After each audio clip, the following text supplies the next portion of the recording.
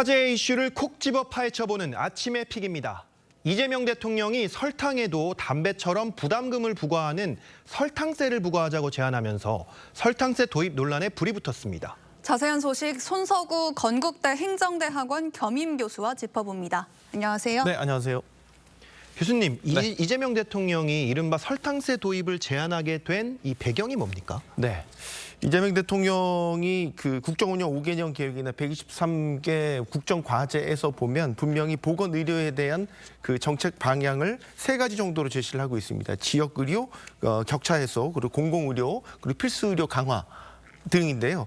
이번에 SNS를 통해서 이제 밝힌 내용도 보면 명확히 그 부분을 짚고 있죠. 이제 설탕세 도입을 제안을 하면서 이 설탕세 도입을 하면서 걷어들인 부담금을 가지고 지역 의료라든지 공공의료에 재투자하면 어떠냐라는 부분 이제 제안을 했죠. 네. 사실 이제 지역의료, 공공의료 모두 막대한 재원이 필요한 부분입니다. 그래서 설탕세라는 부담금을 걷어서 막대한 재원을 마련하겠다라는 배경이 있다고 보여지고요.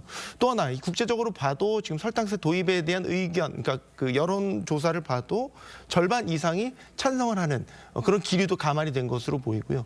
실제 WHO에서도 설탕세 도입을 적극적으로 권고를 하고 있습니다. 그런 국제적인 추세 등을 다 고려한 제안이 아닐까 생각을 해봅니다. 네, 너무 달게 먹는다 이런 우려가 있어서 그런 것 같은데 이 설탕세를 구체적으로 어떻게 부과할지 이것도 얘기가 여러 개던데 네. 이걸 세금으로 부과할 수도 있고 부담금으로 부과할 수도 있다고요? 네. 2021년에 더불어민주당 강병훈 의원이 제안한 안은 당시 이제 부담금이었죠. 네. 부담금이라는 게 이제 준조세 성격이긴 한데 이제 특정 계층, 특정 사람들에게 특정 목적을 가지고 걷는 형태입니다. 부담금이지만 이제 준조세입니다. 하지만 이제 세금에 비해서는 저항성이 좀 덜하죠. 대표적으로 이제 담배세가 여기에 해당이 되는데요. 그래서 지금 이재명 대통령도 SNS 통해서 밝힌 제안한 것은 세금이 아니고 부담금이라는 형태로 이제 걷자라는 제안을 한 것으로 보입니다. 그러니까 세금이 주는 어떤 저항성을 좀 줄이면서 부담금을 통해서 명확한 목적을 갖고 이제 걷는 것을 제안을 하고 있거든요. 그런 차원으로 해석이 되고요. 여기에 대한 갑론을박은 분명히 있을 수 있습니다. 왜냐하면 세금으로 거둘 경우에는 혹은 부담금이 거둘 경우에는 역진성에 대한 문제가 발생할 수 있거든요. 네. 예를 들어서 설탕이 들어간 음료에 세금을 걷는다고 가정을 해보죠. 설탕세가 모두가 내야 되는 세금이고 특히 이제 최근에 한 조사에서는 저소득층이 오히려 이런 설탕이 들어간 음료를 더 많이 소비한다라는 결과도 있거든요. 네. 이렇게 되면 저소득층에게 세금 부담이 더 가게 되는 형태인 거죠. 그러니까 그런 위험들을 좀 회피해서 부담금이라는 형태로 제안을 한 것으로 보입니다. 네, 그렇다면 이 설탕세를 실제로 도입한 국가들도 있습니까? 세계적으로 많이 도입을 하고 있습니다. 120여 개 국가 정도가 도입을 했고요. 유럽 국가들을 중심으로 일찌감치 도입이 됐었고요. 가장 먼저 도입한 국가는 이제 노르웨이 같은 국가가 있습니다. 그래서 이거는 이제 세계보건기구에서도 이제 설탕세 도입을 권고를 하고 있기 때문에 보편적으로 도입하고 있는 세금이라든지 부담금이라고 볼 수 있겠고요.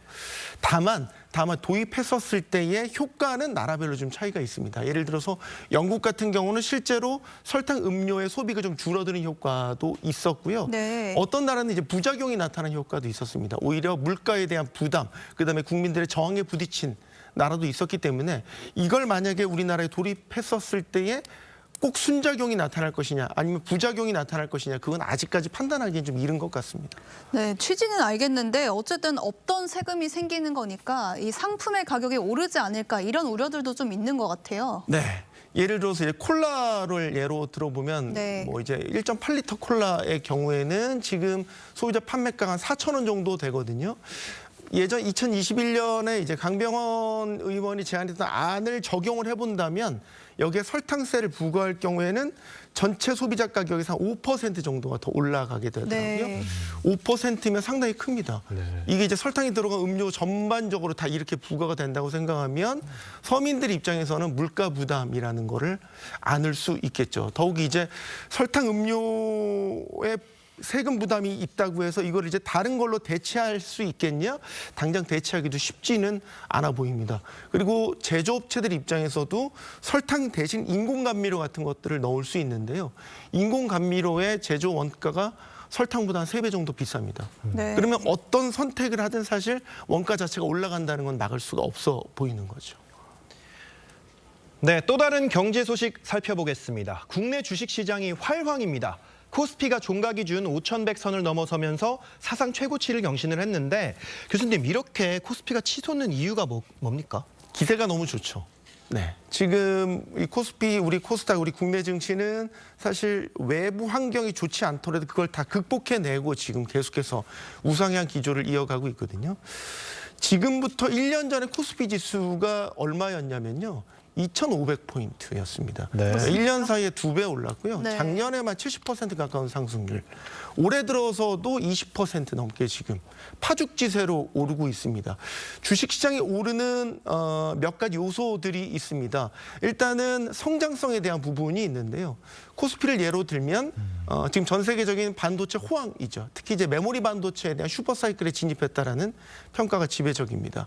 코스피는 삼성전자와 SK하이닉스 시가총액 1, 2위 두 기업이 든든하게 버티고 있습니다. 그냥 기대감만으로 오르는 게 아니라 이제 어제 그리고 조금 전에 삼성전자 실적 나왔지만 막대한 실적을 바탕으로 지금 성장세가 구가가 되고 있는 것입니다. 그러니까 지금 코스피가 올라가는 것에 대한 충분한 근거들이 있다라고 봐야 되고요. 또 막대한 유동성이죠. 소위 말해서 언제든 주식에 들어갈 수 있는 주식 대기자금, 투자자 예탁금 같은 게 대표적인데요. 90조 원을 넘어섰습니다. 사상 최대 규모입니다. 그러니까 주식시장 워낙 좋다 보니까 개인 투자자들도 언제든 나는 주식 투자를 할 준비가 돼 있다라는 것들입니다. 마지막으로 정책적 지원이죠. 최근에 코스피 5천 특위 해체되긴 했지만 네. 지금 이재명 정부 들어서 증시 부양에 대한 확고한 의지를 갖고 있고 모든 정책적 역량을 기울이고 있죠. 이 3박자가 맞아 떨어진 결과라고 봐야 되겠습니다. 네, 사실 그제 아침에 트럼프 대통령이 한국을 꼭 집어서 관세 인상을 얘기했을 때 코스피를 걱정하신 분들이 좀 있었는데 그래도 큰 타격을 받지 않았잖아요.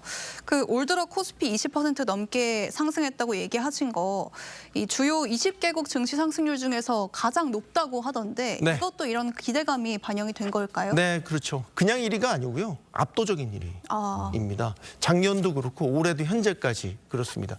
그리고 또 의미 있는 시가총액의 순위 변화도 있었죠. 우리가 유럽의 독일 닥스 지수의 시가총액 코스피 지수가 넘어섰습니다. 이러면서 네.